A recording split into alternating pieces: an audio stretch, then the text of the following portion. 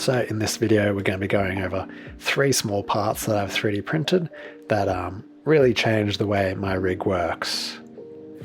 First up, we have the FS7 monitor bracket that I've adapted and 3D printed a part on. And particularly it suits either really small rigs or it suits these larger rigs with the really long top handle like I've got here. So you can put that monitor further out in front of the camera. But you be the judge if it's useful for you. So this is a little 3D printed bracket I made, as this normal rod would have been held if I bolted it directly onto the top handle.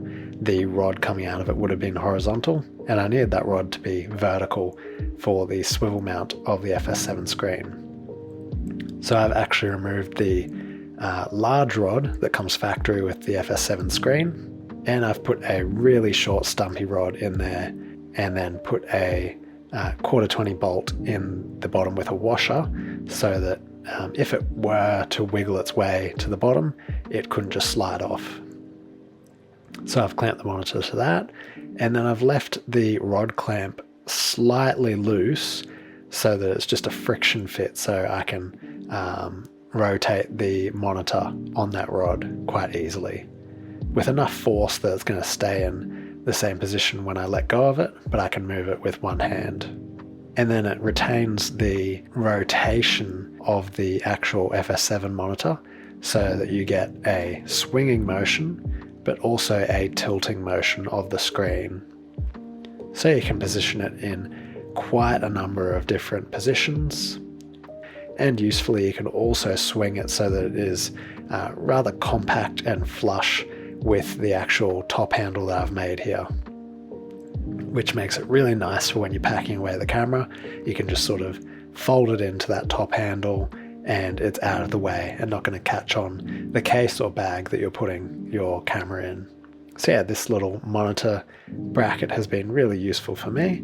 Now we're moving on to this second small part that I 3D printed, is this little section here. This is a rod clamp that has a small 3D printed section which holds a female D-tap connector as well as a SDI connector and cable as well. So what this is for the viewfinders I use. Because my camera is quite long, the cables that come with like the gradicle I use are a bit short to make it all the way to the ports at the back.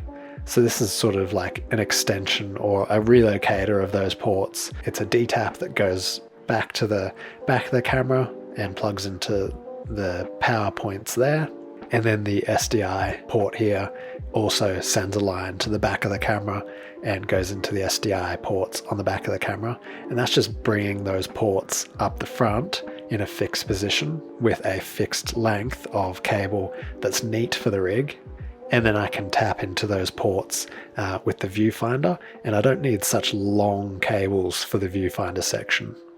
I found that if I was using those long cables for the viewfinder section, if I went to use a shorter lens and had to move everything back, then I'd have all this excess cable length. Whereas this is far more adaptable, where I can put the positioning of these ports now. Having a viewfinder port and a D-tap power outlet at the front of the camera is actually pretty typical for broadcast cameras. They've usually not got an SDI port, but they've got a different proprietary viewfinder port at the front, and they usually have a D-tap port as well for like top lights or that sort of thing. It was a really easy, quick print. This is a few versions in, just because I streamlined it and made the cables and everything run perfectly in the positions I wanted them to, particularly because the D-tap female connector is quite bulky. Fitting that in nicely alongside so the cables ran parallel with the SDI took a few drafts. But yeah, it was a relatively easy part to make, and the rod clamp was just a spare part that I had. I've since added a very small threaded insert to this above the D-tap connector so that I can clamp that D-tap connector in with a little screw. That way it's not going to fall out as I'm plugging and unplugging things in and around that area. So yeah, that's the second small 3D printed part on my FS7 that's been really useful. And third on the list of really small and easy 3D prints that I made for camera parts, there's this little remote trigger grip for my wooden handle. If I'm just using a lens without a broadcast servo, then I'll use this wooden grip. This is an 8-sin wooden grip, and it's got a Lampart Lank trigger button on the side, and what connects them is the little 3D print part that I made. It's just 2 right angle pieces with a little gusset, so like an angled section to give it strength. And yeah, it was really simple to design and works really well. And then I've got a 1/4-20 bolt that goes up into the Lampart trigger box just to hold it there. And then I've got a little screw that screws into the wooden hand grip body as well. It's all detachable if I want just the wooden grip again. But yeah, it's a convenient way to add a start-stop Lank trigger to this handle.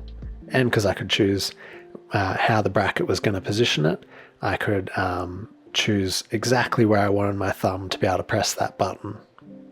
So that's 3 really small 3D printed camera parts that I use with my FS7. They are really useful and really didn't take much time to put together at all. Like the first draft that I got out of each of them was perfectly working condition, and then I just made some refinements to the draft copy and sort of refined it and made it look a bit nicer and fit a bit nicer and have some more function. So I hope you enjoyed the video, got inspired to make some 3D parts of your own to fix some niche problems. If you've got any questions, post them down below.